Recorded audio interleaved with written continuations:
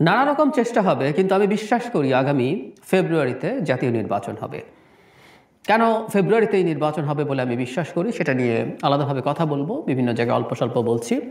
কিন্তু নানা চেষ্টা সত্ত্বেও, নির্বাচন পেছানোর চেষ্টা সত্ত্বেও বলছি কথাটা, কারণ হলো আমি কিছু চেষ্টার প্লট তৈরি দেখতে পাচ্ছি। এর মধ্যে খুব গুরুত্বপূর্ণ একটা এখন আমাদের সামনে হাজির হয়েছে, নিরাপত্তা পরিস্থিতি উপযুক্ত না, সেই কারণে নির্বাচন পেছাতে হবে। সম্প্রতি জামায়াতের আমির ডক্টর শফিকুর রহমান একটা মন্তব্য করেছেন, সেটা আমার এই ধারণাকে আরও পোক্ত করেছে। ইনফ্যাক্ট এটার একটা পূর্বাভাস আমি দিয়েছিলামও। তিনি যেই ঘটনাকে উল্লেখ করে এটা বলেছেন, সেই ঘটনার প্রেক্ষাপটে আমি আসবো সেই জায়গায়। ইনফ্যাক্ট শুধু সেটা না, জনাব নাহিদ ইসলাম ওই নিরাপত্তা ইস্যু নিয়ে কথা বলেছিলেন। কতগুলো ঘটনা ঘটতে পারে আমরা দেখেছি। নির্বাচন কমিশন নিয়ে একটা আলাপ মাঠে রাখা হয়েছে। এনসিপি রিপিটেডলি বলেছেন যে তারা এই নির্বাচন কমিশনের অধীনে নির্বাচন করবেন না, নির্বাচনে যাবেন না। এটা অলরেডি জানানো হয়েছে। জামায়াত অন্তত একবার বলেছে। এছাড়াও তারা নির্বাচনে পার্টিসিপেট করবেন না যদি জাতীয় পার্টিকে নিষিদ্ধ করা যায়, সেটা একটা অপশন হতে পারে। সো বিএনপির জন্য এক ধরনের একটা একতরফা নির্বাচনে ঢুকে পড়তে হবে, এই পরিস্থিতি তৈরি হতে পারে। এগুলো আছে। আমরা রাখাইন রোহিঙ্গা ইস্যু নিয়ে কথা বলছি, সেগুলো আছে। সো নানা রকম চেষ্টা নানা দিক থেকে আছে। এর মধ্যে বাইরের লোকজন তো আছেই, সরকারের লোকজন আছে, রাজনৈতিক দলগুলো আছে।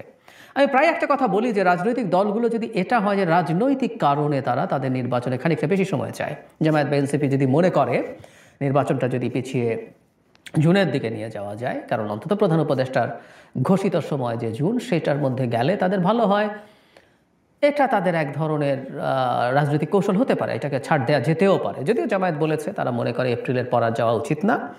সত্যি আসলে এপ্রিলের পর, এপ্রিল আসলে সঠিক সময় না, ফেব্রুয়ারি তাদেরও সময় ছিল, এবং এই ব্যাপারে তারা অন্তত ওপরে ওপরে বলছেন, তাতে তাদের কোনো সমস্যা নেই। কিন্তু আমি মনে করি নির্বাচন ভীষণভাবে পিছিয়ে দেওয়ার একটা চেষ্টা থাকবে, এবং সেই প্রচেষ্টা যদি শক্তিশালী হয়ে ওঠে, এনসিপি এবং জামায়াতে ইসলামী সেটার পার্ট হবে। এটার পার্ট হবে কেন একটু আগেই বলে রাখা ভালো। এই সরকারের ওপরে বিভিন্ন রাজনৈতিক দল এবং বিভিন্ন মহলের প্রভাব আছে, বিএনপিরও আছে।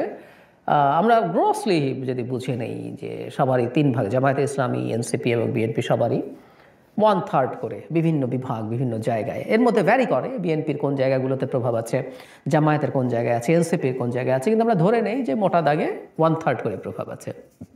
কিন্তু যেদিন নির্বাচন হবে বিএনপি ল্যান্ডস্লাইড ভিক্টরি পাবে বলে আমার ধারণা। অনেকে দ্বিমত করতে পারেন, সেই বিতর্ক আজকে করছি না। তো সেটা হওয়ার পরপর যেটা দাঁড়াবে, বিএনপি তার মতো করে এই প্রশাসনে কাজ করতে চাইবে, সে তার মতো করে দেশ চালাতে চাইবে। ফলে এই বদলি, ওই নিয়োগ, এইসব ক্ষেত্রে নানা ক্ষেত্রে জামায়াতে ইসলামী বা এনসিপি যে পরিমাণ প্রভাব রাখতে পারত, মুহূর্তেই সেটা উবে যাবে। তো এই পরিস্থিতির চাইতে এই সরকার যতদিন কন্টিনিউ করে, এই দুটো দলের জন্য সেটা টেকনিক্যালি সুবিধার ব্যাপার। এটা সেই কারণে তারা অনেক লম্বা সময়ে সরকার চলে যেতে পারে, সেটা তারা চাইতেই পারেন। এবং সেই চাওয়াটাকে আমি অন্যায় বলবো।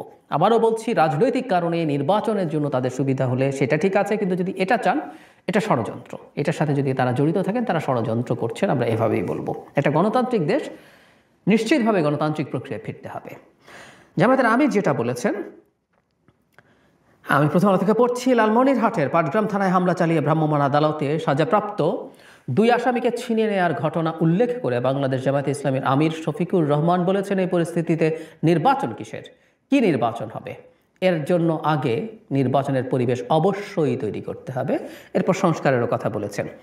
ট্রিকটা খেয়াল করে, জামায়াতের সাথে এনসিপির অ্যালাইনমেন্টের তার 2-3 দিন আগেই পটিয়াতে থানায় হামলা হয়েছে, এনসিপি করেছে। এনসিপি কথাটা ঠিক হচ্ছে না, এটা ডিফ্যাক্টো আসলে বৈষম্য বিরোধী ছাত্র আন্দোলন করেছে। এই বৈষম্য বিরোধী ছাত্র আন্দোলন আদতে এনসিপির এক্সটেনশন। পটিয়া থানায় হামলা করা নিয়ে জামায়াতের আমির একটা শব্দ করলেন না। তো কেন করলেন না? কোনো কারণে একটা থানায় গিয়ে কেউ হামলা করতে পারে? পুলিশের সাথে সংঘর্ষে জড়িয়েছে, দফায় দফায় থানা ঘেরাও করেছে। এবং আমি বলেছি, পুলিশের ডিসপ্রপোর্শনেট বল প্রয়োগ করেছে কিনা সে আলোচনা কেউ করতে পারেন, কিন্তু পুলিশ ওই সময় সঠিক সিদ্ধান্ত নিয়েছিল যে ছাত্রলীগের যাকে ধরে নিয়ে গেছে, বৈষম্য বিরোধীরা ডিসাইড করবে কাকে ধরতে হবে কাকে ধরতে হবে না। তার কথা যেহেতু শোনে নাই, পুলিশ বলেছে তার নামে কোনো মামলা নিতে তাকে গ্রেফতার করা যাবে না। তারপরে তুল কালাম ঘটলো। জামায়াতের আমির তো এনসিপিকে নিয়ে শব্দ করলেন না। আবারও বলছি, বৈষম্য বিরোধী মানে আসলে ডিফ্যাক্টো এনসিপি, যেহেতু তাদের সাথে একইভাবে কথা বলেন, তারা দুজনেই নির্বাচন কমিশন নিয়ে অনাস্থা জানাচ্ছেন, তারা দুজনেই স্থানীয় সরকার নির্বাচন আগে চান। আমি এটা নিয়ে আলাদা ভিডিও করে আপনাদের বলেছি যে এটা আসলে স্রেফ আমাদের যতটুকু রিকভারি হয়েছে আইন শৃঙ্খলা রক্ষাকারী বাহিনীর, সেটাকেও ধ্বংস করে ফেলে জাতীয় নির্বাচনকে পণ্ড করার জন্যই এই আলাপ, কিন্তু একই সাথে অ্যালাইন্ড। পাটগ্রামের ঘটনাটা নিশ্চয়ই ভয়াবহ আমি মনে করি, এবং আমি বলেছি এটা বিএনপির দিক থেকে ভয়ঙ্কর স্টুপিডিটি হয়েছে, কারণ এগুলো অস্ত্র তুলে দেওয়া হয়, ওনারা বসে আছেন। আমি সেই ভিডিওতে জানিয়েছিলাম, আবার একটু বলি, সেটা হচ্ছে জনাব নাহিদ ইসলাম রয়টার্সে সাথে সাক্ষাৎকারে ডিসেম্বরের নির্বাচন প্রসঙ্গে বলেছিলেন যে আইন শৃঙ্খলার অবস্থা ডিসেম্বরের নির্বাচনের উপযোগী না। এএফপিকেও একই কথা বলেছেন। সেই জায়গায় ফেব্রুয়ারির মাঝামাঝি মানে 1.5 মাস, এই 1.5 মাসের মধ্যে তারা আবারও বলতে পারেন হয় না, এই নির্বাচন কিভাবে হবে? পুলিশ নিজের থানা সামলাতে পারে না, পুলিশ কিভাবে গিয়ে নির্বাচনের নিরাপত্তা নিশ্চিত করবে? আমি ধারণা করি থানা কেন্দ্রিক এই ধরনের আক্রমণ হামলা আরও হবে, মব তৈরি হবে, এবং সেটা দিয়ে এটা প্রমাণ করার চেষ্টা হবে। এখন আমি সমস্যা যেটা দেখছি সেটা হলো সরকারের দিক থেকে। সরকারকে আসলে আন্তরিক যেগুলো থেকে রিকভারি করার। পাটগ্রামের ঘটনার পর কয়েকজনকে গ্রেফতারের একটা খবর আমি দেখেছি, দ্যাটস গুড। বিএনপি হোক আর যেই হোক, এটা অত্যন্ত গর্হিত কাজ হয়েছে। রাষ্ট্রকে আঘাত করা, পুলিশের থানায় আঘাত করা, হামলা করা মানে রাষ্ট্রকে আঘাত করা, সেখানে তারা ব্যবস্থা নিচ্ছেন, ফাইন।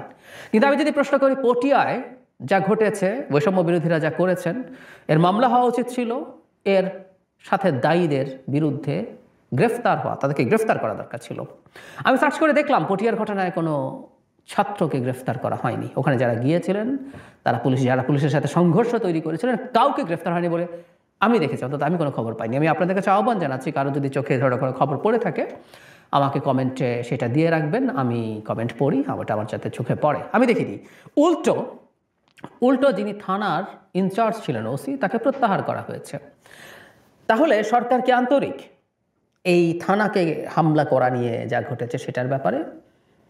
উত্তর হচ্ছে না। সরকার বা সরকারের একটা অংশ চাইছে নির্বাচন পেছাতে, এবং এটা চেষ্টা ফেব্রুয়ারি পর্যন্ত চলবে।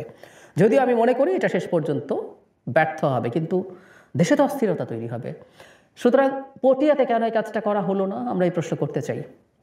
বৈষম্য বিরোধীরা বলে, বহুদিন বলছি যে এই সরকার এই যে এনসিপি এবং তার যে লেজ যারা আছে তাদের প্রতি যে এই ধরনের অ্যাফিলিয়েশন দেখাচ্ছে, এই ধরনের অ্যালাইনমেন্ট দেখাচ্ছে, এটা অত্যন্ত অত্যন্ত প্রবলেম্যাটিক ব্যাপার। কিন্তু তারা এটা করছেন, তারা এটা করেই যাচ্ছেন।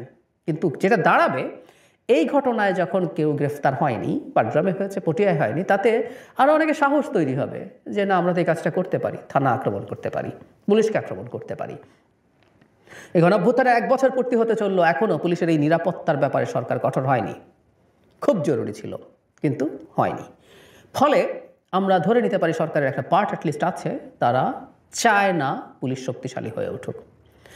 বৈষম্য বিরোধীদের ব্যাপারে কেন বলছি বারবার যে সাথে এনসিপি জড়িত? এনসিপির নেতারা সমানে হুমকি ধামকি দিয়েছেন পটিয়ার ওসিকে, পটিয়া থানা গুড়িয়ে মাটির সাথে মিশিয়ে দিতে হবে, তাকে কীরকম শাস্তি দিতে হবে, এসব নানান কথাবার্তা সরাসরি বলেছেন এবং অন্যের দেয়া স্টেটাস শেয়ার করেছেন। তার মানে এনসিপি চাইছে পুলিশ এই রকম মনোবলহীন অবস্থায় থেকে যাক। সরকারও সেটায় সাথে অ্যালাইন্ড হচ্ছে। জামায়াত অলরেডি আওয়াজ দিয়েই রাখলো, কিসের নির্বাচন এই পরিস্থিতিতে? আমরা আশা করি প্লটগুলো আমরা বুঝতে পারছি, প্লটগুলো বলে রাখছি।